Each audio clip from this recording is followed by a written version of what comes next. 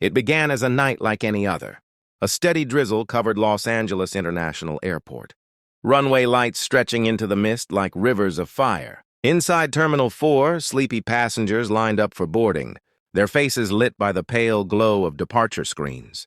Among them, a Boeing 787, Dreamliner prepared for a trans-Pacific flight. Flight 914 bound for Tokyo Haneda. The aircraft gleamed under the rain, brand new, its engines humming with quiet confidence. For the pilots, the route was familiar, a 10-hour journey across the Pacific, a route they had flown dozens of times before. But behind the calm routine of checklists and takeoff clearances, the night was already turning strange. The weather radar showed a massive front building far out, over the ocean, a storm wall, too, large to avoid entirely. Yet nothing about it seemed extraordinary. Flights dealt with storms every night. Nobody had reason to believe that this one would be different. Inside the cabin, the mood was peaceful.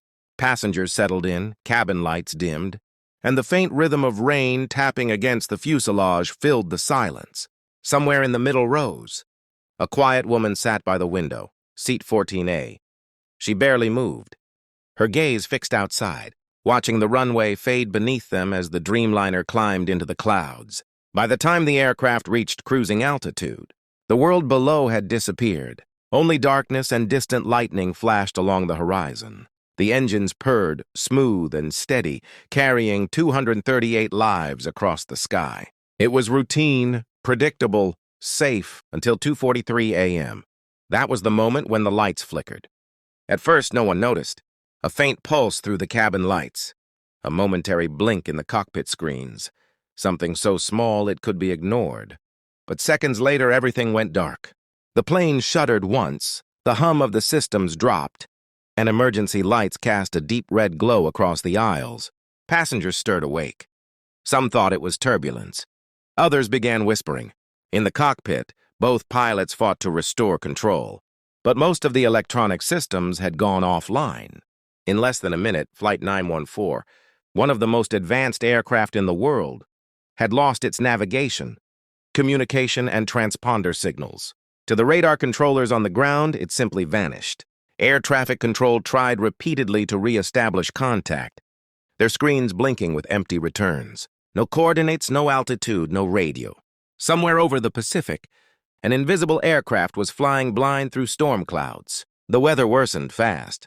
Crosswinds rocked the 787, rain lashed across its windows, and turbulence hit with sharp jolts that sent cups and luggage tumbling. Inside, passengers clung to their seats, their faces lit only by the faint red emergency glow. Crew members moved quietly through the aisles, calming voices in a chaos they couldn't explain. Meanwhile, in a control room in Nevada, a red alert triggered a chain of actions that few ever witnessed. NORAD had been informed, a civilian jet missing from radar, last seen heading toward the West Coast. Standard procedure required a response. Within minutes, 2 F-22 Raptors were scrambled from Nellis Air Force Base, their afterburners slicing through the storm. Their mission was simple on paper: locate the missing aircraft, establish visual contact, and report back. But nothing about this mission would be simple. Far above the clouds, Flight 914 continued its path through the storm, or what the pilots believed was their path. With instruments dead, they had no idea that the aircraft had begun to drift off course, pulled slightly north by fierce jet streams and magnetic interference. Every second took them farther from their planned route, deeper into uncharted weather cells forming above the Pacific. Back inside the cabin, fear began to replace patience. The air felt heavy, metallic. Static hissed faintly through the intercom, though no one had touched it. The passengers whispered, asked questions, prayed.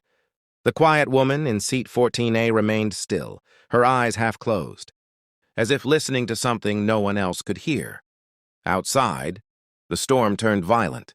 Lightning arced across the sky, illuminating the aircraft for brief seconds, like a ghost caught in a camera flash. Every flash revealed a new wave of rain, new turbulence, and a world of dark water below. Yet somehow the plane stayed aloft, engines steady, wings holding firm against the chaos. By now, military radar had picked up faint returns, something large, moving erratically roughly 200 miles off its expected course. The transponder was dead, but the shape matched a commercial airliner. The F-22s were directed toward it immediately. For the pilots of those fighter jets, it was a routine intercept, one they'd done before with lost signals or radio failures. But this time, the skies ahead were unlike anything they had seen. Their radar screens flickered with anomalies, energy spikes, reflections, interference zones that made the aircraft appear and disappear. They pushed on through heavy rain, guided mostly by instinct and ground vectors. What they were heading toward was, officially, an unresponsive civilian jet. Unofficially, no one could explain why a modern Dreamliner had gone completely dark. Meanwhile, Flight 914's crew managed to restore limited power. Emergency hydraulics, partial cabin lights, and manual flight control. But communications stayed silent. Every attempt to reach the ground was met with static. Fuel consumption rose due to manual thrust corrections. And through the cockpit glass, there was nothing but blackness, no stars, no horizon, only the storm. In the back, people had begun to panic quietly. Children cried. An elderly couple held hands. Some recorded shaky videos on their phones, hoping someone would find them later. But not everyone was afraid. Seat 14A remained composed, almost expectant. The woman's eyes reflected the faint red light of the cabin, calm amid the chaos. She seemed to know something, or at least not be surprised. By 3:12 a.m., the aircraft had lost over 2,000 feet in altitude, drifting closer to storm level. Static lightning crawled across the fuselage, glowing like veins of white fire. The pilots fought the controls manually, each minute feeling longer than the last. Still, the engines refused to quit. The plane held on. On military radar, the unidentified blip finally stabilized. Altitude 32,000 feet, moving eastward toward California's airspace. The F-22s were now less than 50 miles away. They accelerated through the clouds, instruments blinking warnings, comms barely holding. When they broke through the final layer of storm, what they saw would be reported in whispers for years. A massive 787 gliding silently through lightning, its running lights dead, its fuselage glowing faintly from within. Flight 914 had reappeared, but something about its movement was wrong. It wasn't flying in standard formation. It was almost drifting, like a ship caught in a strange current. As the F-22s moved into escort position, the lead pilot reported visual contact. He could see through the cockpit glass, silhouettes of two crew members, and behind them a faint red hue illuminating the cabin.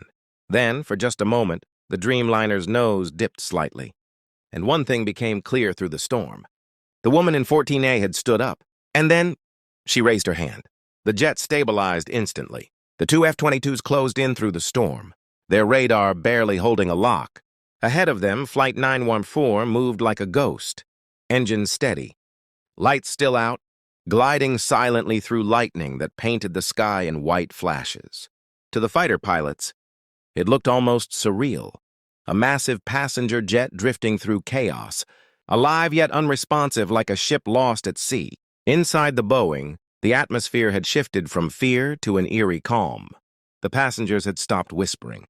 Many simply sat in silence, gripping armrests, eyes fixed on the dim red lights above. The air smelled faintly of burned plastic and ozone from the earlier surge. But in seat 14A, the young woman, Alyssa Hart, remained composed. At only 18, she looked impossibly calm, her posture straight, eyes forward, as if she were waiting for something. While the crew fought to stabilize the plane, Alyssa reached slowly into her small black backpack. Inside was a compact, military-grade communication receiver, the kind used by specialized ground units. It wasn't supposed to be on a civilian flight, and yet here it was, carefully wrapped, concealed until now. She placed it on the tray table, powered it up, and the faint green light blinked alive. Unbeknownst to anyone else on board, Alyssa wasn't an ordinary passenger. She had been part of a classified training exchange, a prodigy in aeronautical signal systems, working on magnetic field interference tracking. Her father had been a test pilot before dying in a mid-air systems failure years ago. The same technology that had killed him was rumored to be installed in the Dreamliner she was now sitting on. Outside, the storm raged harder. Lightning burst close enough to make the fuselage glow for seconds at a time. The aircraft jolted as air currents twisted beneath it. The pilots fought the controls manually, unaware that their plane was being pulled slightly north by an unseen force. A magnetic disturbance invisible to normal radar. The military jets moved into formation, one on each side of the Boeing. Through their helmets, the F-22 pilots could see faint flickers. Inside the cockpit, emergency lights, the silhouettes of two crew members moving. The lead pilot tried multiple times to contact them on emergency frequencies, but every attempt met silence. Then, suddenly, a different signal cut through the noise, faint but deliberate. A coded transmission pinged from the Boeing's direction on a frequency reserved for military testing. That signal didn't come from the cockpit. It came from the passenger cabin. Alyssa had tuned her receiver into the aircraft's emergency bus frequency and rerouted the interference. Through a portable oscillator she'd modified herself, the static from the storm began to clear. For the first time in nearly 30 minutes, a connection formed, not to air traffic control, but to the radar network monitoring the escort mission. Somewhere inside the control room at Nellis, an operator stared at his screen as coordinates appeared again. Flight 912 reacquired. Those were the first words logged after half an hour of silence. But there was more. Alongside the coordinates came data, no commercial. Aircraft should have been capable of sending electromagnetic readings, unusual spikes in field density, signatures matching classified testing regions over the Pacific. It wasn't a simple electrical failure. The plane had flown directly into a magnetic corridor used for upper atmospheric research. The corridor distorted radio waves, drained power systems, and could scramble navigation equipment within minutes. The only reason the aircraft hadn't lost total control was the way Alyssa's signal stabilized the magnetic flow, using her small receiver as a manual ground reference. In the cockpit, the pilots noticed the sudden return of partial readings. Altimeter, gyro, and fuel indicators flickering back online. They didn't know how, but something had shifted. The plane was no longer falling. Outside, the storm began to thin. Clouds broke apart, revealing faint city lights far below the horizon and the California coast. The two F-22s reported that Flight 912 was descending on a steady glide path, still silent but under control.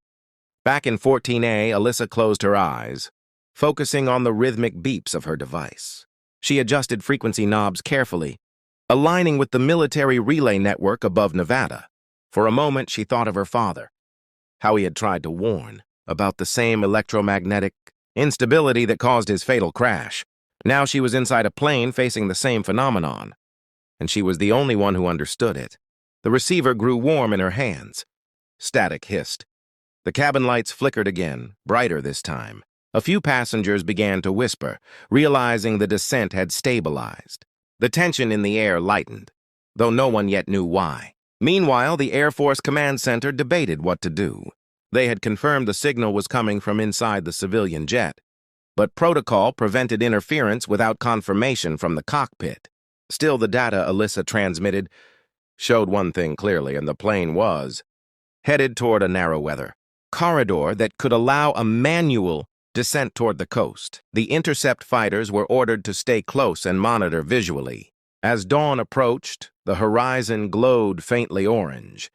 The storm had drifted eastward, leaving streaks of light across the thinning clouds. For the first time that night, the sky was calm. Through the cockpit window, the pilots could see the first blush of morning reflecting off the wings. The altimeter read 14,000 feet. They were descending, not perfectly, but controlled. Inside the cabin, Alyssa powered down her device. Its battery was nearly dead, and her hands trembled from exhaustion. The emergency lights returned to normal brightness, illuminating faces filled with cautious hope. People began to look around, searching for explanations. None came. But on the radar, controllers now saw something incredible. Flight 914's transponder had come back online for a few seconds, just long enough to transmit a single coded tag. It wasn't an aircraft call sign. It was a word. Stabilized. The signal vanished again, but it was enough. Air traffic control cleared emergency approach vectors. The F-22s stayed close as the aircraft crossed into visual contact range of the coast. What no one knew was that Alyssa had deliberately sent that code, using the last of her device's charge to confirm that the plane was steady. She didn't care if anyone knew her name. All that mattered was that 182 lives and the crew who trusted the sky would live to see daylight. As the sun rose behind them, the Boeing glided out of the final cloud layer. The ocean shimmered below, calm and endless. The fighters peeled slightly outward, holding escort formation. For the first time in an hour, the Dreamliner looked alive again. Lights restored, engines steady, cutting smoothly through golden air. In the silence that followed, a quiet 18-year-old girl closed her eyes, leaned back against her seat, and let the light fall on her face. She had done it. Rain still poured outside the hangar as the engines of Flight 9 tour finally went silent. The Boeing 787 stood motionless on the tarmac, glistening under the floodlights. Fire crews sprayed foam around the wings, making sure the faint orange glow from the overheated engine wouldn't reignite. Inside, passengers were escorted out carefully, one row at a time. Their shoes splashed through puddles on the runway, faces pale but grateful. Paramedics waited by the stairs, offering blankets and checking vitals. Everyone had survived, but the relief on their faces couldn't erase the confusion that followed. How had a commercial flight lost contact with all satellites? Why did military jets appear without clearance? And most of all, what had really happened up there? As dawn broke, the rain slowed to a drizzle. The aircraft was towed into Hangar 7 at Joint Base Elmendorf in Alaska.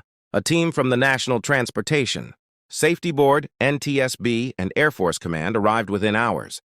They sealed off the hangar completely. No media, no cameras, no outside communication. Captain Reynolds and his crew were escorted to a small room for debriefing. The investigators were calm, professional, but something about their tone felt rehearsed. Every question was precise, every glance calculated. When exactly did you lose satellite connection? What was your altitude when radar went blank? Did you notice any unusual activity before the engines failed? Reynolds answered carefully. He spoke of how the sky had turned silent, how both radios had failed simultaneously, and how they'd flown blind for nearly 40 minutes before the F-22s appeared. But when he mentioned the strange static noises in the headset moments before losing communication, the lead investigator leaned forward. Static noises? Yes, Reynolds said. Like a coded pulse. Short bursts, almost rhythmic.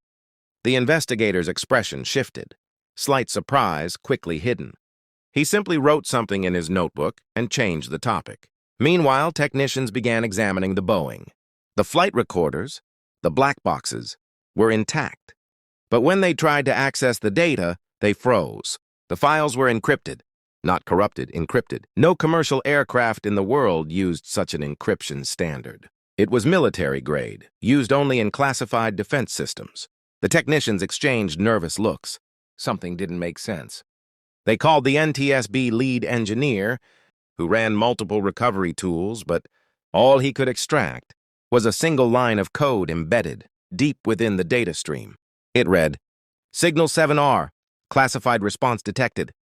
No one in the hangar could explain what that meant. By afternoon, the news had already leaked that a Boeing 787 had made an emergency landing escorted by 2 F-22 Raptors.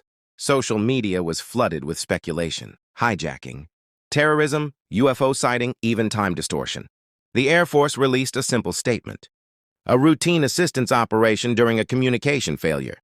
But behind closed doors, the situation was far from routine. When investigators replayed the radar data from that night, they discovered something chilling. For nearly 18 minutes, Flight 914 had completely vanished, not from one radar, but from every system along the Pacific route. It was as if the aircraft had ceased to exist. Even the F-22s reported that during that time, their sensors couldn't locate the Boeing. They had continued flying blind, assuming their instruments were malfunctioning until, without warning, the 787 reappeared on radar, descending rapidly. Those missing 18 minutes became the center of everything. Late that night, as the hangar emptied, one of the technicians stayed behind. His name was Lewis Grant, an avionics specialist. He couldn't shake the feeling that something had been hidden. Inside the aircraft systems, He connected his laptop directly to the navigation core. The system booted with a faint hum, displaying layers of encrypted data. He bypassed one firewall after another until, suddenly, a file opened, one that shouldn't exist on a commercial aircraft. Project Echo 9, active mode, shadow. Lewis froze. The document referenced experimental navigation, technology, something called quantum. Positioning, a theoretical system capable of independent flight guidance, without satellite or radar assistance. It was still in classified military trials. Yet here it was, inside a passenger jet. He looked around the hangar, completely silent. He copied a single screenshot and disconnected immediately. But before he could save it, his screen flickered. The file vanished, replaced by one short message. Access terminated. The next morning, the entire maintenance team was replaced by military personnel. The aircraft's data servers were removed and flown to an undisclosed location. Every crew member was told to remain silent, pending full review. Captain Reynolds protested. This was a civilian flight. My passengers deserve answers. The officer simply handed him a document labeled National Security Directive. He wasn't allowed to speak further. The passengers were released after questioning. Some mentioned seeing flashes in the sky before the escort arrived. Others said their watches had lost time, exactly 18 minutes behind. It became a story no one could prove, and no one could explain. Weeks passed. Flight 914 was quietly disassembled and moved to a restricted hangar. Officially, the report said engine, malfunction in electrical, interference caused system failure. Unofficially, the whispers told another story. They said the plane had accidentally intercepted a military signal frequency, one that wasn't meant for public access. In those 18 minutes, the aircraft might have crossed into a classified communication field, something powerful enough to scramble every radar and redirect them off the grid. No one confirmed it. But among the Air Force pilots who escorted them that night, a rumor spread, one that never reached the public. They said for a few seconds, their sensors picked up two identical aircraft signatures. One was Flight 914. The other was its mirror. Captain Reynolds eventually retired quietly, avoiding interviews. But sometimes, late at night, he'd glance at the sky and remember that silent flight, the static, the vanishing, and the two F-22s guiding them home. The official story ended that night in Alaska. But the truth, whatever it was, stayed hidden in the data they took away. And somewhere, deep in the classified archives of the U.S. Air Force, a file still exists under one code name. Echo 9, the flight that shouldn't have been there. The investigation room was silent. Only the low hum of the fluorescent lights filled the space. Days had passed since Flight 914's emergency landing, but the world still had no answers. The passengers had gone home. The news channels had moved on, yet inside that hangar, something far greater was unfolding. The Boeing 787 sat behind the sealed gates of the Air Force Base, guarded around the clock. Its engines were cold, its fuselage silent, but deep within its systems. Data logs were still being analyzed.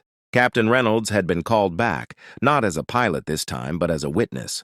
The team had discovered something unusual, a secondary communication signal, one that had not originated from the cockpit or the tower. It had been transmitted mid-air from somewhere inside the aircraft. The timestamp matched the exact moment the plane had lost.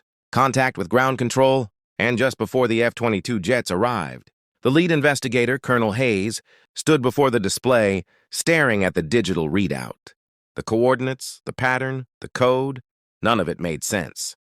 It wasn't standard aviation data. It wasn't even military encryption. Then one of the analysts connected the fragments together, and the name appeared on the screen, Project Echo 9.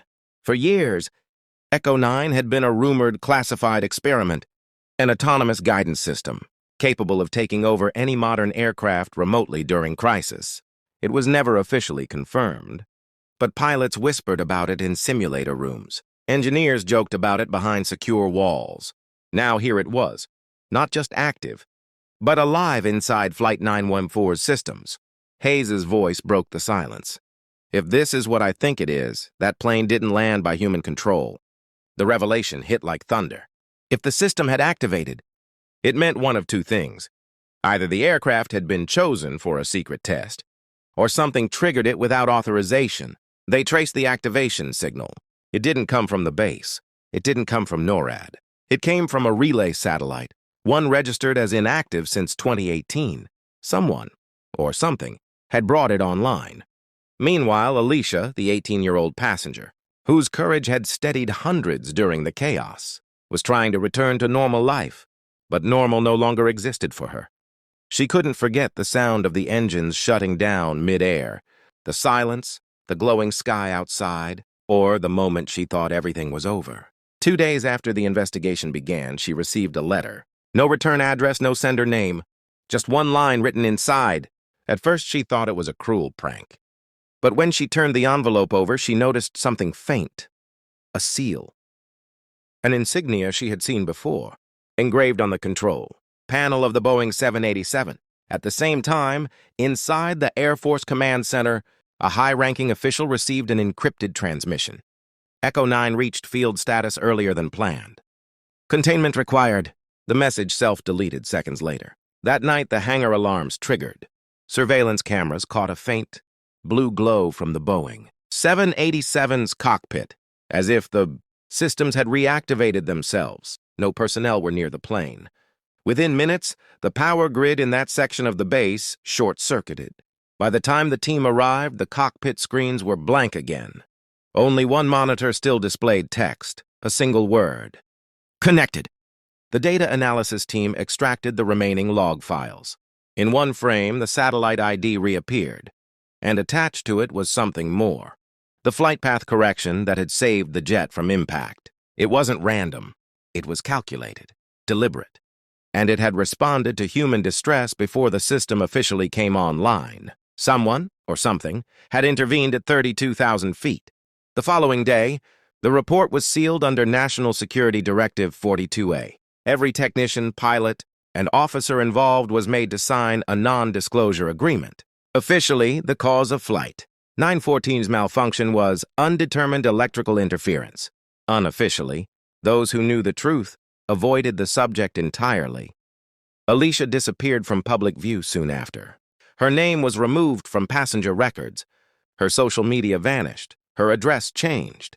But eyewitnesses later claimed she was seen boarding a private jet out of Nevada, escorted by military personnel. Months passed. Then one morning, a news leak appeared online. A blurry photograph showing the Boeing 787, stored in a desert facility, its nose covered with tarps, and faint words written on the side. Echo 9, Revision 2. The caption below read, "Test successful. Human factor integration confirmed." No one could verify the source. No government admitted the project's existence. But for those who had been there, for the F-22 pilots, for Captain Reynolds, and for Alicia, the night of Flight 914 would forever remain a moment when the sky itself had decided to intervene.